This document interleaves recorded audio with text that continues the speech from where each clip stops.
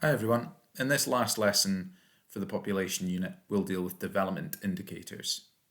Find out what they are, and most importantly, we'll find out what you can tell about a country from them. Before we get started, it might be worth just answering one question, which is, what is a development indicator? Essentially, it's a statistic, such as, for example, the birth rate. And those statistics tend to either be high or low in value. So if a birth rate is high, you might be able to suggest that a country that has a high birth rate perhaps has a need for lots of child workers. Perhaps it also has a poor health system or poor levels of sex education in school. So from these development indicators, we can make suggestions about the countries that those indicators apply to. So a development indicator allows us to tell the level of development a country is at, basically. There are various types of indicator. In white text are the social indicators. Let's focus on those.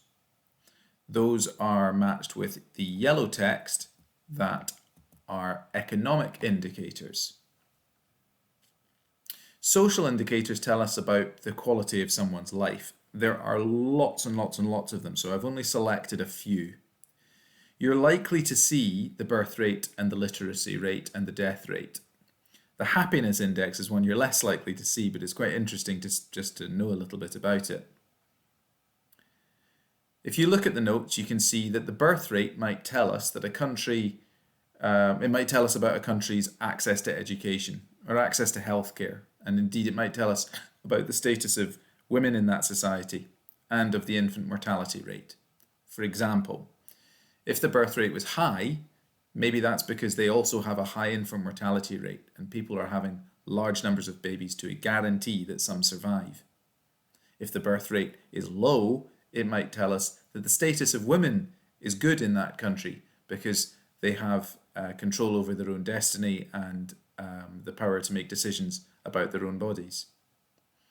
Also, access to education must be good in a country with a low birth rate because people would know about contraception and family planning. Whereas in a country where healthcare was poor, people might feel that they need to have more children in order to assure that some survive. So it depends on the context of the question. The literacy rate describes the number of people in a country who are able to read and write. And again, this would speak to the level of education in that country. If you have lots of schools, then there must be funding available to train those teachers and to build those school buildings. Richer countries, of course, more developed countries can, of course, afford that. It might also tell you about gender equality in schooling. It's not universal that girls and boys all have equal access to education, unfortunately.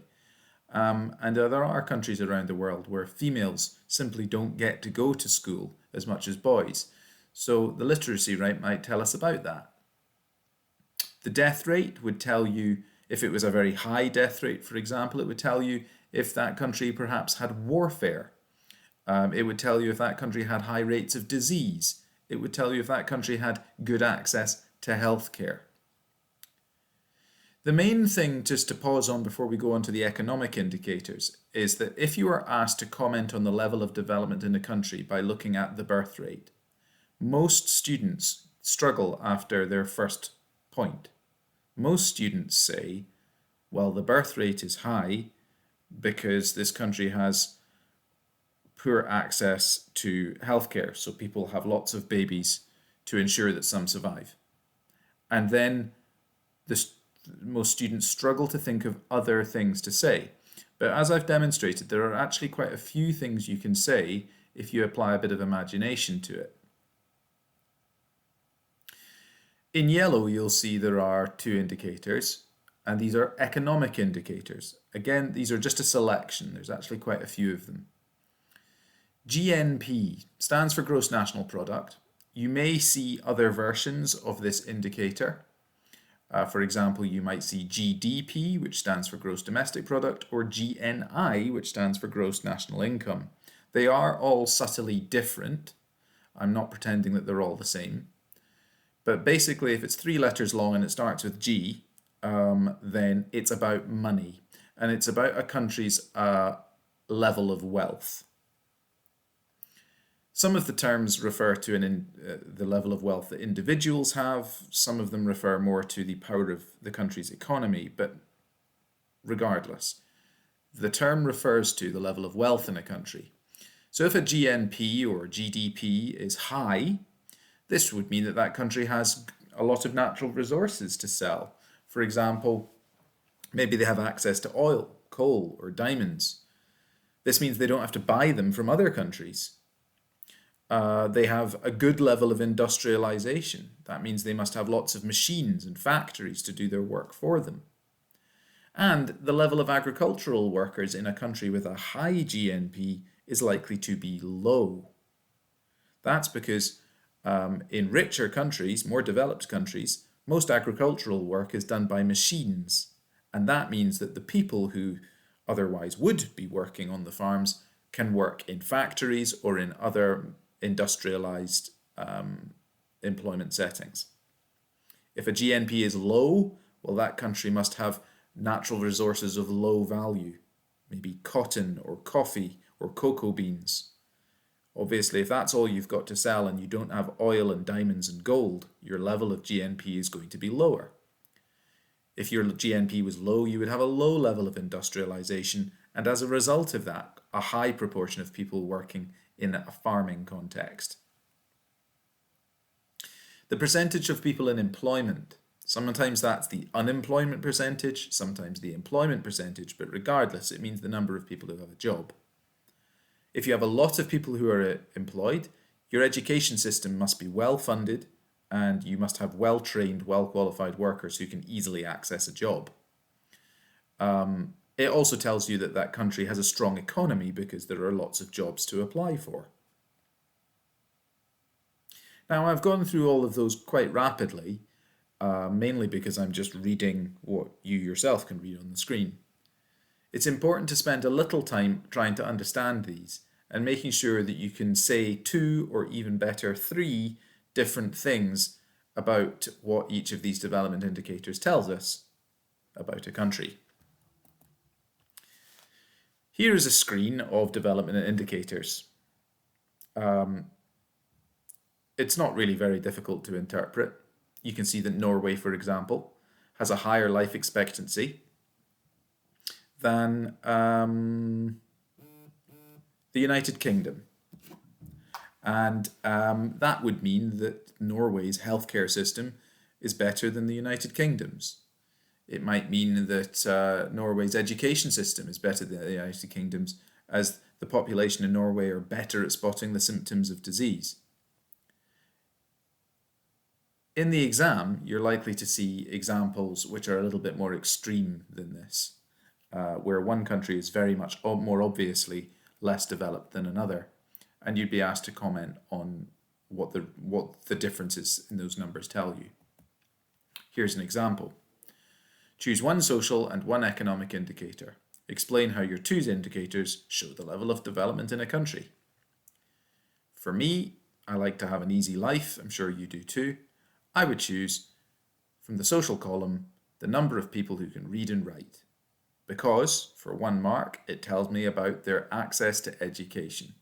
And for a 2nd mark, it tells me the level of funding that their government must have for training teachers and building schools. And possibly for a 3rd mark, I could say that if the percent was very high, it would mean that both girls and boys are accessing education. From the economic column, I would choose gross domestic product. It begins with G, remember, so it's to do with money, and that tells me that if the GDP was high, it must be a rich country with good industrialized systems, with lots of factories and few people working in agriculture.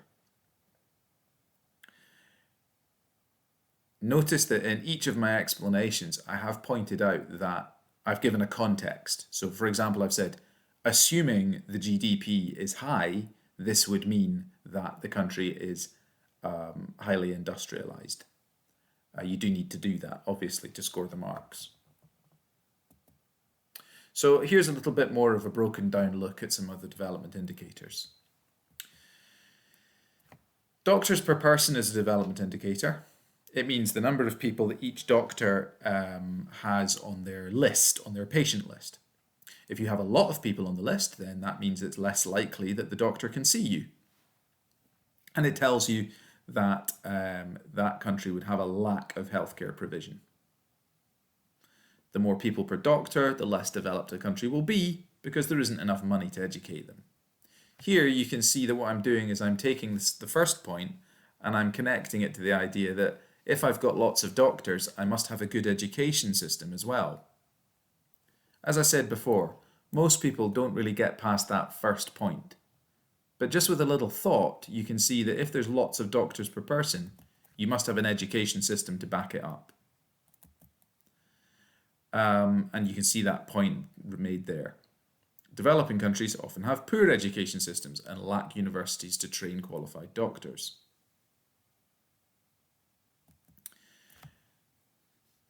Sometimes governments in developing countries can't afford to stock hospitals. Hospitals are incredibly expensive. They're the most expensive aspect of our own government's expenditure next to education.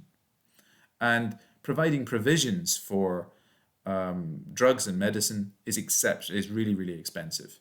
So that tells you that if a country has a high death rate, you could use these reasons. If a country has a low number of doctors per person, you could use some of these reasons. It's about being adaptable in this kind of question. So it's a good idea to note down a few of these notes and then revise applying these reasons to different contexts from the question that I've just shown you. Births per 1,000 women per year, the birth rate. The lower the number, this means that the infant mortality rate is likely to be low as people feel they don't have to have an extra child to make sure that they survive. Maybe in the countries with low birth rates, children aren't needed to work later in life to increase family income.